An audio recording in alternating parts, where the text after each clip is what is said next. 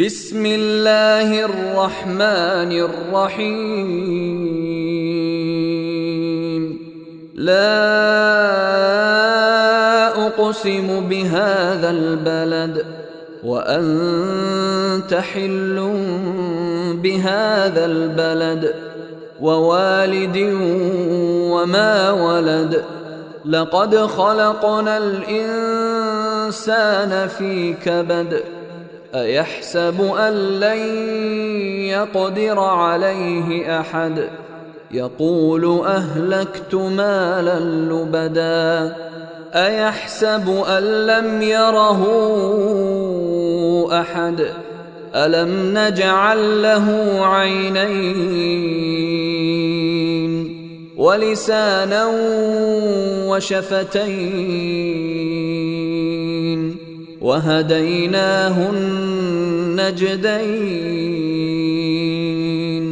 فلاقتحم العقبة وما أدراك ما العقبة فك رقبة أو إطعام في يوم ذي مسغبة يتيما ذا مقربة أو مسكينا ذا متربة ثم كان من الذين آمنوا وتواصوا بالصبر وتواصوا بالمرحمة أولئك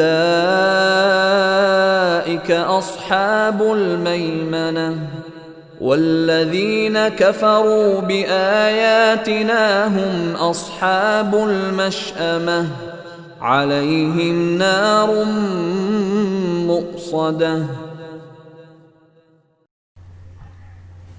الحمدللہ رب العالمین نحمدہ نصلیہ علی رسولہ الکریم فاعوذ باللہ السمیع العلیم من الشیطان الرجیم من حمزہ ونفثہ ونفخہ بسم اللہ الرحمن الرحیم ربی زدنی علما اللہم ربی زدنی علما رب اشرح لی صدری ویسر لی امری واحلل عقدۃ من لسانی یفقہوا قولی اللہم اجعلنا منہم من الذین آمنوا وعملوا الصالحات وتواصوا بالحق وتواصوا بالصبر آمین یا رب العالمین۔ اللہم نور قلوبنا بالقرآن یا ارحم الراحمین آمین یا رب العالمین۔ اللہم افرغ علینا صبرا وتوفنا مسلمین آمین یا رب العالمین۔ اللہم ثبتنی عند الموت لا الہ الا اللہ آمین یا رب العالمین۔ ثم اما بعد، السلام علیکم ورحمۃ اللہ وبرکاتہ۔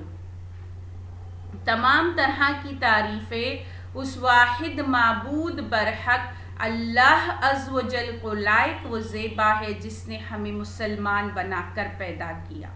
لاکھوں کروڑوں ہزاروں درود ہو تمام انبیاء اور خاص کر آخری نبی پیغمبر مصطفیٰ صلی اللہ علیہ وسلم پر اور ان کی آل اور ان کے اصحاب پر۔ لاکھوں کروڑوں ہزاروں شکرانے کے سجدے اور سر تسلیم خم اس واحد معبود برحق کے آگے جس نے ہمیں توفیق دی کہ ہم قرآن کو سمجھ کر پڑھ سکے، ورنہ ہم اس کے اہل نہ تھے۔ اللہ کے اذن سے آج ہم انشاءاللہ تعالی سورۃ البلد کی آیت نمبر 8 شروع کریں گے۔ آیت نمبر 7 تک ہو چکا ہے، یہ پارٹ 2 ہے آیت نمبر 8۔ آیت نمبر 7 میں جو شخص پیسہ خرچ کرتا تھا وہ گمان کرتا تھا کہ اسے کسی نے نہیں دیکھا۔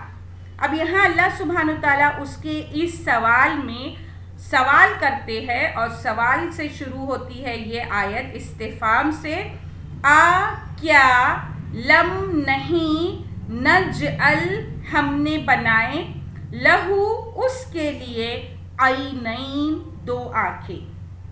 اللہ سبحانہ وتعالیٰ سوال کرتے ہیں کہ ہم نے نہیں بنائی اس کی دو آنکھیں۔ یہ جو گمان کر رہا ہے کہ اسے کسی نے نہیں دیکھا، جو بنانے والی ذات ہے، جو خالق ہے، جس نے اس کی 2 آنکھیں بنائی ہے، تو وہ ضرور بضرور طاقت رکھتا ہے اسے دیکھنے کی۔ وہ جو بھی عمل کر رہا ہے اللہ سبحانہ وتعالیٰ اسے دیکھ رہا ہے۔ اور یہاں اس کی آنکھوں کی طرف اللہ سبحانہ وتعالیٰ سوال کر کے کیا بیان کر رہے ہیں کہ وہ اپنے آپ میں دیکھیے کہ کتنی بڑی نعمت سے نوازا ہے اللہ عز و جل نے اسے۔ جو آنکھ ہے وہ ہمارے بدن کا سب سے نازک ترین عضو ہے، اور اللہ سبحانہ وتعالیٰ نے اسے اس طرح بنایا ہے کہ اس کے لیے ہمیں اللہ عز و جل کو کوئی رقم ادا نہیں کرنے پڑی، کوئی پیسہ دینا نہیں پڑا، ہمیں کچھ خرچ نہیں کرنا پڑا، اور ہمیں یہ اتنی بہترین نعمت ملی۔ پھر اس کے بعد اللہ سبحانہ وتعالیٰ آنکھوں کی اگر ہم غور کریں، ہم اپنی آنکھوں پر تو ہم دیکھتے ہیں کہ ہمیں 2 پلکیں بنائی گئی ہیں، اور ان پلکوں کے بنانے میں ایک وجہ ہے، ایک حکمت ہے۔ کیا وجہ ہو سکتی ہے؟ اللہ سبحانہ وتعالیٰ نے ہمیں یہ پلکیں دی ہے، پلکوں میں جو بال رکھے گئے ہیں، تو وہ جو بال ہے وہ گرد و غبار سے روکنے کے لیے ہے۔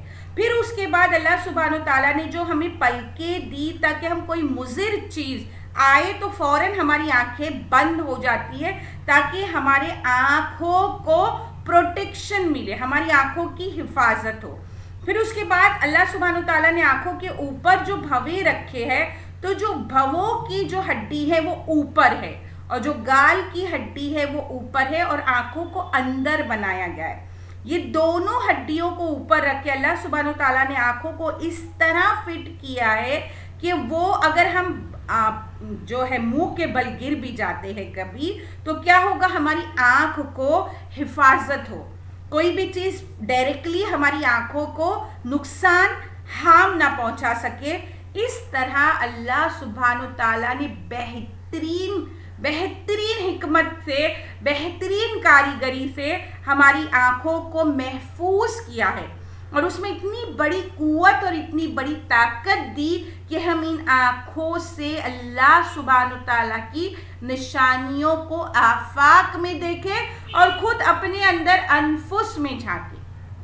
پھر اس کے بعد اللہ سبحانہ وتعالیٰ نے آنکھیں دی، اور ان آنکھوں کی نعمت کے لیے آگے ہم اللہ سبحانہ وتعالیٰ کی دوسری نعمت کا بیان ہے، ہم اس کے بعد دونوں کو ایک ساتھ سمجھتے ہیں۔ آیت نمبر 9 میں اللہ سبحانہ وتعالیٰ فرماتے ہیں و اور لسانً زبان، و اور شفتین اور 2 ہونٹ، اور ہم نے کیا کیا، اللہ سبحانہ وتعالیٰ آگے فرماتے اور زبان اور 2 ہونٹ، مطلب 2 آنکھیں، پھر اس کے بعد ایک زبان، پھر اس کے بعد 2 ہونٹ۔ اب یہاں زبان جو ہے وہ ایک ایسی بہترین نعمت ہے جسے قوت گویائی ہم کہیں گے، وہ صرف اور صرف اللہ سبحانہ وتعالیٰ نے انسانوں کو عطا کی، تمام مخلوق میں، پرندوں کو، جانوروں کو، مچھلیوں کو، ہر ایک کو زبان ہے، مگر انہیں قوت گویائی اس طرح نہیں دی گئی جس طرح انسان کو دی گئی ہے۔ ہمارے جذبات، ہمارے احساسات جو دل میں ابھرتے ہیں، ہمارا دماغ جن باتوں کو سوچنے اور سمجھنے کی صلاحیت رکھتا ہے، ہماری زبان اسے مکمل کرتی ہے، اسے پورا کرتی ہے۔ تو یہ جو ہے، یہ جو بہترین نعمت صرف اور صرف مخلوق میں انسان کو عطا کی گئی، نہ پہاڑوں کو، نہ پانی کو، نہ ہوا کو، نہ زمین کو، لیکن یہ گویائی اللہ عز و جل نے صرف انسانوں کو دی۔ اب یہ اتنی بڑی نعمت ہے، اور جو 2 ہونٹ ہے اگر ہم غور کریں تو ہونٹوں کے بغیر ہم زبان سے بات کرنے کا جو کام ہے وہ انکمپلیٹ ہوگا۔ اگر ہم غور کریں اپنے آپ پر، جب ہم بات کرتے ہیں تو صرف زبان نہیں چلتی، اس کے ساتھ ہمارے ہونٹ چلتے ہیں۔ تو یہ حکمت ہے، یہ قرآن کے الفاظ پر ہمیں غور و تدبر کرنے کی دعوت دیتا ہے کہ یہ وہ سائنس ہے، یہ وہ حکمت ہے جو ہمیں اللہ عز و جل آج سے 1400 سال پہلے بیان کرتے کہ تم صرف زبان سے بات نہیں کرتے، کمپلسری ہے کہ تمہارے الفاظ کی ادائیگی کے لیے تمہارے ہونٹ اس کا ساتھ دے. تو یہ غور کرنے کا مقام ہے ہمارے لیے. اللہ سبحانہ وتعالیٰ نے وہاں 2 ہونٹوں کو بیان کیا, ایک ہونٹ نہیں کہے, کیونکہ دونوں ہونٹ اور زبان ایک ساتھ مل کر بولنے کا کام جو ہے, جو پروسیجر ہے وہ کمپلیٹ کرتی ہے. اب یہاں زبان ایک ایسی چیز ہے جس سے ایک پل, ایک لمحے میں, 1 سے آدھے منٹ میں انسان جنت میں داخل ہو سکتا ہے. اللہ سبحانہ تعالیٰ کی اس بہترین نعمت پر غور کریں ہم کہ ایک کلمہ ایمان بول کر ایک انسان ایک لمحے میں جنت میں داخل ہو سکتا ہے اس بہترین نعمت کے ذریعے, اور ایک پل میں اس دنیا کے تمام دشمنوں میں محبوب بن سکتا ہے. اور کس طرح ان کی تمام گناہوں کو, ان کی تمام غلطیوں کو معاف کر کے, جو فتح مکہ کے وقت ہم نے دیکھا رسول اللہ صلی اللہ علیہ وسلم نے عام بیان کر دیا تھا معافی کا, تو کیا ہوا تھا, اس زبان کے اس عمل سے وہ کیا ہو گئے, ان تمام دشمنوں میں محبوب ہو گئے. اسی طرح یہ زبان ایک لمحے اور ایک پل میں ایک کلمہ کفر سے ہمیں جہنم میں دھکیل سکتی ہے. ایک لمحے ایک پل میں وہ تمام دنیا کے محبوب اور بہترین دوست, عزیز و اقارب ہماری جان کے دشمن بن سکتے ہیں اگر ہم نے اس زبان سے غلط استعمال کیا, جھگڑے کیے, گالی گلوچ کیا. تو یہ بہترین نعمت کو اللہ سبحانہ تعالیٰ نے کیا کہا کہ میں نے 2 غلاف ہے ہونٹوں کے, اس کے بیچ میں اس کو رکھا ہے. تو کیا کرو, اسے اس کے میان سے نہ نکالو, ہے نا. کم بولنے کا حکم دیا گیا ہے, زیادہ بولنے والوں کو پسند نہیں کیا گیا ہے نا. زیادہ بولنا پسند نہیں کیا گیا ہے, کم بولنے کو پسند کیا گیا ہے. اور یہ جو زبان ہے وہ ایک تلوار کا کام کر رہتی ہے, تلوار کا کام کرتی ہے اگر یہ اپنے دشمن پر چلتی ہے, اور یہ تلوار کا کام ہم خود اپنا گلا کاٹنے کے لیے بھی کر سکتے ہیں. تو اس طرح 2 حکمت ہے کہ ہم اپنی زبان سے کس طرح استعمال کرتے ہیں اس کا. اگر ہم سورہ رحمان کی شروع کی آیتوں کو دیکھیں تو اللہ سبحانہ تعالیٰ نے جب انسان کو پیدا کرنے سے پہلے رحمان کیا کہتا ہے کہ میں نے اس قرآن کو بنایا ہے. پھر اللہ سبحانہ تعالیٰ نے کیا کہا, جب میں نے پیدا کیا پھر علمہ البیان, پھر تمہیں قوت گویائی عطا کی, تاکہ اس رحمان کی اس کتاب کو پڑھنے کے لیے میں نے تمہیں زبان عطا کی ہے, اس رحمان کی اس کتاب کو دیکھنے کے لیے تمہیں آنکھیں عطا کی ہے. تو سب سے پہلے ہماری پیدائش کا مقصد کیا ہے کہ اللہ سبحانہ تعالیٰ نے ہمیں قوت گویائی دی ہے. تو اس قوت گویائی سے کیا ہونا چاہیے, ان آنکھوں کی نعمت سے کیا ہونا چاہیے کہ اس صلاحیت سے ہم کیا کریں, اپنے رب کے گن گائے, حق و انصاف کی باتیں کریں. یہ جو نعمت ہے اس کو پانے کے بعد ہمارے دل میں شکر کا جذبہ ابھرے, اپنے خالق اور مالک کی تعریفیں کرتے ہماری زبان نہ تھکے, اس کی نعمتوں کو گنتے ہماری زبان نہ تھکے. مگر آج کیا ہو گیا ہے, آج ہم کیا کرتے ہیں, ہماری زبان سے ہم اپنے رب کے گن نہیں گاتے. ہم لفاظی تو خوب کرتے ہیں لیکن حق اور انصاف کے وقت ہماری زبان گنگ ہو جاتی ہے. ہمیں جو چیز کا حکم دیا ہے, بھلائی کا حکم دو اور برائی سے روکو, اس کے لیے ہم ہماری زبان کا استعمال نہیں کرتے. تو یہ کیا ہے, اگر ہم نے ان چیزوں سے اس چیز کا استعمال ویسے نہیں کیا جیسے کہ حق ہے, تو یہ چیزیں کل ہمارے خلاف گواہ بنے گی, کل ہمارے خلاف انہیں قوت گویائی عطا کی جائے گی. ہمارے بدن کے اعضاء خود ہمارے خلاف گواہی دے گے کہ ہم نے ان کا حق ادا نہیں کیا. ان کا حق کس طرح ادا ہوگا, جب ہم اسے ان کاموں میں استعمال کریں جو کاموں کا اللہ عز و جل نے حکم دیا ہے۔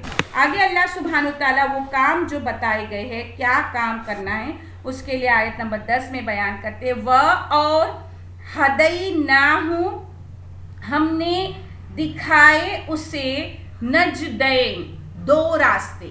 اللہ سبحانہ تعالیٰ نے دو آنکھیں، دو ہونٹ، ایک زبان کی بات کی اور ہم نے اسے دو راستے دکھائے۔ یہاں پر نجد دیکھتے ہیں ہم، نجد کہتے ہیں اوپری حصے کو جو اونچائی پہ ہو اسے نجد کہا جاتا ہے۔ اور اللہ سبحانہ تعالیٰ سورہ دہر آیت نمبر 3 میں بیان کرتے ہیں، ہم نے اس کو راستہ بتلا دیا، اب وہ شکر گزار بن جائے یا ناشکرا۔ انا ہدیناہ السبیل اما شاکرا و اما کفورا۔ اللہ سبحانہ تعالیٰ یہاں کیا بیان کرتے ہیں کہ ہم نے اسے دو راستے بتائے ہیں، اور وہ دو راستوں میں کون سا راستہ ہے؟ شر اور خیر کا راستہ، ایمان اور کفر کا راستہ، سعادت اور شقاوت کا راستہ۔ پھر اس کے بعد اللہ سبحانہ تعالیٰ ان دو راستوں میں جو نجد ہے آگے بیان کرتے ہیں، آیت نمبر 11، پس لا نہیں، فلق تحما، نہ پس نہ داخل ہوا، عقبہ گھاٹی میں۔ پھر کیا کہتے ہیں اللہ سبحانہ تعالیٰ؟ پس وہ نہیں داخل ہوا عقبہ گھاٹی میں۔ اب یہاں جو نجد ہے اگر ہم اس کو غور کریں اور جو عقبہ ہے گھاٹی، وہ دونوں ایک چیزیں ہیں۔ اونچائی کا راستہ جو اونچی جگہ ہو، اور عقبہ کے بارے میں حضرت ابن عمر رضی اللہ تعالیٰ عنہ فرماتے ہیں کہ عقبہ جہنم کے ایک پھسلنے پہاڑ کا نام ہے۔ حضرت کعب احبار رحمۃ اللہ علیہ فرماتے ہیں کہ اس کے 70 درجے ہیں جہنم میں، اور قتادہ رضی اللہ تعالیٰ عنہ فرماتے ہیں کہ یہ ایک سخت گھاٹی داخلے کی جگہ ہے، اس میں اللہ عز و جل کی فرما برداری سے داخل ہو جاؤ۔ ابن زید رحمۃ اللہ علیہ فرماتے ہیں کہ مطلب یہ ہے کہ یہاں جو لا لایا گیا ہے، لا فلق تحمل عقبہ، لا تو مطلب یہ ہے کہ یہ نجات اور خیر کی راہوں میں کیوں نہ چلا۔ یہاں پہ جب تمہیں نجات کا راستہ بتا دیا گیا، خیر کا راستہ بتا دیا گیا، تو وہ کیوں نہ چلا۔ پھر اس کے بعد ہم دیکھتے ہیں کہ یہ جو عقبہ ہے، عقبہ ہم دیکھتے ہیں اس کے جو لفظی معنی ہوتے ہیں وہ ہوتا ہے پہلے ایسی گھاٹی، وہ دشوار گزار راستہ جو پہاڑوں کے درمیان سے گزرتا ہے اور جس کو طے کرنے کے لیے آدمی کو چڑھائی چڑھنا پڑتی ہے۔ اب یہاں جو عقبہ بیان کیا گیا ہے وہ ہے نیکی کا وہ راستہ جس پر چلنا دشوار گزار ہے، مشقت طلب ہے، لیکن اگر یہ مشکل راستے کی چڑھائی چڑھ لے آدمی تو اللہ سبحانہ تعالیٰ اسے بلندی عطا کرتے ہیں۔ اب اسی چیز کو ہم رسول اللہ صلی اللہ علیہ وسلم کی حدیث سے دیکھتے ہیں جو ہمیں بخاری کتاب الرقاق میں ملتی ہیں، جہنم خواہشات نفس سے ڈھانپ دی گئی ہے اور جنت ایسی باتوں سے جو نفس کو ناگوار ہے۔ ہم کو حضرت عیسیٰ علیہ السلام کا قول ملتا ہے انجیل متی میں، متی 7:13-14، اور یہ جو کوٹیشن میں پڑھنے جا رہی ہوں عیسیٰ علیہ السلام کا، تنگ دروازے سے داخل ہو کیونکہ وہ دروازہ چوڑا ہے اور وہ راستہ کشادہ ہے جو ہلاکت کو پہنچتا ہے، اور اس سے داخل ہونے والے بہت ہیں کیونکہ وہ دروازہ تنگ ہے اور وہ راستہ سکڑا ہے جو زندگی کو پہنچتا ہے، اور اس کے پانے والے تھوڑے ہیں۔ یہ دعوت القرآن بحوالہ دعوت القرآن شمس پیرزادے، اس سے لیا گیا ہے یہ کوٹیشن حضرت عیسیٰ علیہ السلام کا۔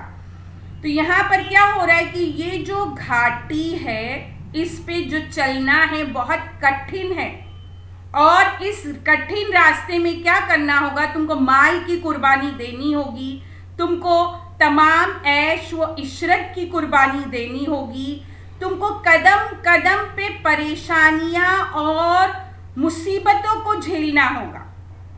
یہ گھاٹی چڑھنا آسان نہیں ہے، لیکن یہ کٹھن گھاٹی جو ہے وہ کہاں تمہیں پہنچائے گی، جہاں دائمی سکون اور عیش و عشرت ہے، وہ جنت ہے۔ اب یہاں اللہ سبحانہ وتعالیٰ اس عقبہ کے لیے آگے بیان کرتے ہیں، اور سوال کا انداز اللہ عز و جل نے یہاں اپنایا ہے، اور یہ جو مفہوم ہے، یہ جو فریز ہے، ہمیں 30ویں سپارے کی کئی سوروں میں ملتا ہے جو ہم پڑھ چکے ہیں۔ وَمَا أَدْرَاكَ مَا الْعَقَبَةُ، اور ما کیا، سوال کے لیے یہاں ما استعمال ہو رہا ہے، ادراکا تم سمجھے، ما کیا سوال ہے، عقبہ عقبہ، اور آپ صلی اللہ علیہ وسلم سے اللہ سبحانہ وتعالیٰ کیا سوال کرتے ہیں، اور کیا تم سمجھے عقبہ کیا ہے، عقبہ کیا ہے، وہ جو گھاٹی ہے وہ کیا ہے، تم کیا سمجھے اسے۔ اب ہم عقبہ کو اور تھوڑا دیکھتے ہیں، کیوں کہ اللہ سبحانہ تعالیٰ نے اسے سوال کے ساتھ اس کو دوبارہ ریپیٹ کیا۔ عقبہ کہتے ہیں پہاڑ کی بڑی چٹان کو، دو پہاڑوں کے درمیانی راستے کو، جسے ہم گھاٹی کہتے ہیں، اور یہ عقبہ جو ہے دشمن سے نجات حاصل کرنے کے لیے انسان اس کی مدد لیتا ہے۔ کس طرح پہاڑ کے اوپر چڑھ کر دشمن سے اپنے آپ کو بچا لے، یا پھر گھاٹی میں داخل ہو کر یہاں سے نکل جائے۔ اب یہ ہے عقبہ۔ اب یہاں اللہ سبحانہ تعالیٰ نے عقبہ کو کس چیز سے تعبیر کیا ہے؟ اللہ عز و جل یہاں اطاعت، اللہ سبحانہ تعالیٰ کی عبادات اور اس کی اطاعت کو عقبہ سے تعبیر کر کے کیا فرماتے ہیں، جس طرح دشمن اس عقبہ سے نجات پا سکتا ہے، اعمال صالح سے تم انسانوں سے کہا جا رہا ہے کہ آخرت کے عذاب کا، اس کے نجات کا ذریعہ بنتے ہیں۔ عمل صالح سے وہ عقبہ کا کام کرے گے، تمہیں اس جہنم کی عذاب سے نجات کا کام کرے گے۔ اب وہ عقبہ کیا ہے، وہ اعمال صالح کیا ہے، وہ نیک عمل کون سے ہے جس سے تم نجات حاصل کرو گے، اور جس کو اللہ سبحانہ تعالیٰ نے عقبہ سے تعبیر کیا کہ وہ ہمارے لیے وہ پروٹیکشن وال بنیں گے، ہمارے لیے وہ چٹان بنیں گے، ہمارے لیے وہ گھاٹی اور پہاڑ کا کام کریں گے۔ وہ اعمال صالح عقبہ کیا ہے، اللہ سبحانہ تعالیٰ جواب دیتے ہیں آیت نمبر 13 میں۔ غور کریں کہ وہ کون سے اعمال ہیں، سنیں، دھیان دیں، اپنی توجہ آیت نمبر 12-13 کی طرف مبذول کریں۔ فق رقبہ، فق چھڑانا، رقبہ گردن، گردن چھڑانا مطلب غلام آزاد کرنا۔ سب سے پہلی نیکی اعمال صالح، اللہ سبحانہ تعالیٰ قرآن میں فرماتے جو تمہارے لیے گھاٹی کا، چٹان کا، پہاڑ کا، پروٹیکشن وال کا کام کریں گے، وہ کیا ہے، غلام کو آزاد کرنا۔ یہ سورہ مکی ہے، اور ہم دیکھتے ہیں اس سورہ میں اللہ سبحانہ تعالیٰ نے جو احکامات ہیں، وہ جو شروع میں ہم دیکھتے ہیں وہ کیا ہے، وہاں حکم نہیں ہو رہا ہے نماز کا، وہاں حکم نہیں ہو رہا ہے حج اور زکوٰۃ اور روزے کا۔ کیا حکم دے رہے اللہ سبحانہ تعالیٰ، کس چیز کو اعمال صالح بتلا رہے کہ تم گردن آزاد کرو غلام کی۔ اگر ہم رقبہ پہ غور کریں تو وہاں گردن ہے، لیکن اگر ہم غور کریں تو ہم غلام آزاد کرتے ہیں، صرف گردن اس کی آزاد نہیں کی جاتی، تو کیوں رقبہ آیا ہے؟ رقبہ کہتے ہیں گردن کو، اور جو گردن میں ایک جس طرح پکڑ ہوتی ہے غلام کی، اگر ہم گردن کے پیچھے حصے کو اس کے جکڑ لے تو کیا ہوتا ہے، اس کا جو آگے کا جو حلق ہم جسے کہتے ہیں وہ چوک ہو جاتا ہے، بند ہو جاتا ہے. مطلب غلامی کیا چیز ہے کہ اس کا جو دم ہے وہ گھٹ رہا ہے. غلامی کیا چیز ہے کہ اسے سانس لینے میں تکلیف ہو رہی ہے. غلامی وہ چیز ہے، وہ اذیت ہے جو وہ برداشت کر رہا ہے، جو وہ تکلیف جھیل رہا ہے. تو باقاعدہ جیسے ہمارا حلق چوک ہو جائے، ہمارا حلق بند ہو جائے اگر ہماری پیچھے کی گردن کو کوئی پکڑ لے تو اس لیے وہاں جو ہے گردن آزاد کرنا کہا ہے اللہ سبحانہ تعالیٰ نے. تو قرآن کے الفاظ پر غور کرے، دھیان دے، رکے، بس ناظرہ کر کے آگے بڑھ نہ جائے کہ کیوں گردن آزاد کرنا کہا گیا ہے غلام کے لیے. یہاں غلام آزاد کرنے کے لیے کیوں گردن چھڑانے کا لفظ اللہ سبحانہ تعالیٰ قرآن میں استعمال کرتے. یہ ہے کہ وہ جو گردن ہے جو غلام کی، وہ کتنی اذیت میں ہے، کتنی تکلیف میں ہے، اور اس کے چھڑانے پر اللہ سبحانہ تعالیٰ نے بہت بڑی عبادت قرار دیا ہے، اسے اعمال صالح قرار دیا ہے جو تمہارے لیے جنت میں جانے کا سبب ہوگی. اب ہم دیکھتے ہیں غلام کو جو آزاد کرنا ہے، اس سلسلے میں ہمیں حدیث ملتی ہے بخاری میں کہ قیامت کے دن اللہ عز و جل اس شخص سے سخت باز پرس کرے گا جس نے کسی آزاد کو فروخت کر کے اس کی قیمت کھائی. مطلب کسی آزاد کو بیچ کر اس کا پیسہ کھانے والی کو اللہ سبحانہ تعالیٰ سخت باز پرس کرے گا، اور یہ ہمیں بخاری میں ملتی ہے حدیث. پھر اس کے بعد ہم کو حدیث ملتی ہے مسند احمد میں. رسول اللہ صلی اللہ علیہ وسلم فرماتے ہیں جو کسی مسلمان کی گردن چھڑائے، اللہ عز و جل اس کے ہر عضو کو، اس کے ہر عضو کے بدلے جہنم سے آزاد کر دیتا ہے، یہاں تک کہ ہاتھ کے بدلے ہاتھ، پاؤں کے بدلے پاؤں، اور شرمگاہ کے بدلے شرمگاہ. حضرت علی بن حسین نے جب یہ حدیث سنی تو سعید بن مرجانہ راوی حدیث سے پوچھا کیا تم نے خود حضرت ابو ہریرہ رضی اللہ تعالیٰ عنہ کی زبانی یہ حدیث سنی ہے؟ آپ نے فرمایا ہاں. تو آپ نے اپنے غلام سے فرمایا کہ مترف کو بلا لو. جب وہ سامنے آیا تو آپ نے فرمایا جاؤ تم خدا کے نام پر آزاد ہو. یہ حدیث ہم کو ملتی ہے بخاری و مسلم میں، ترمذی اور نسائی میں بھی ہے، اور صحیح مسلم میں یہ ہے کہ یہ جو غلام تھا وہ 10,000 درہم کا خریدا ہوا تھا. پھر اس کے بعد اس چیز سے ہمیں کیا پتہ چلتا ہے، ہم کو ابن جریر میں حدیث ملتی ہے جو مسلمان کسی مسلمان غلام کو آزاد کرے، اللہ عز و جل اس کی ایک ایک ہڈی کے بدلے اس کی ایک ایک ہڈی جہنم سے آزاد کرتا ہے. اور جو مسلمان عورت کسی مسلمان لونڈی کو آزاد کرے، اس کی بھی ایک ایک ہڈی کے بدلے اس کی ایک ایک ہڈی جہنم سے آزاد ہو جاتی ہے.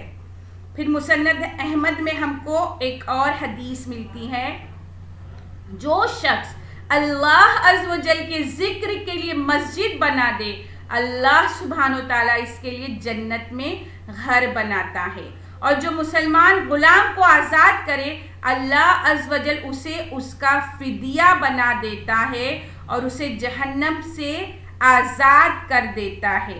جو شخص اسلام میں بوڑھا ہو اسے قیامت کے دن نور ملے گا.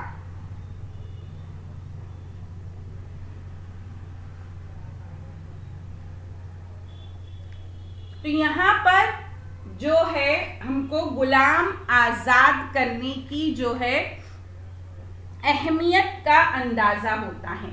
اب ہم سوچیں گے کہ آج کے دور میں غلام کہاں ہے نا، ہم یہ سوچیں گے کہ آج کے دور میں غلام کہاں ہے. تو آج کے دور میں جو ہے غلام نہیں ہے، لیکن غلام آزاد کرنے کی طرح آج کیا ہے کہ اگر ہمیں یہ پتا ہو کہ کوئی مقروض ہے، قرض کے بوجھ سے دبا جا رہا ہے تو ایسے مقروض کے قرض سے نجات دلانا بھی آج جو ہے اس نیکی میں شامل ہوگا. ایسی نیکی جو فک رقبہ کا درجہ رکھتی ہے. اس کے لیے بہت سارے احادیث ہیں لیکن میں نے تھوڑے آپ کے سامنے رکھے ہیں. تمام احادیث نہیں پڑھ سکتی ہوں میں. ہم کو جو ہے ایسے عمل کرنے کی اللہ سبحانہ تعالیٰ توفیق دے کہ ہم اس اجر کو پا سکیں. آمین یا رب العالمین.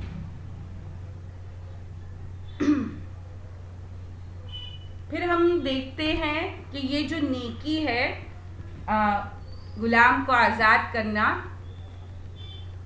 آیت نمبر 12 تک ہوتی ہے.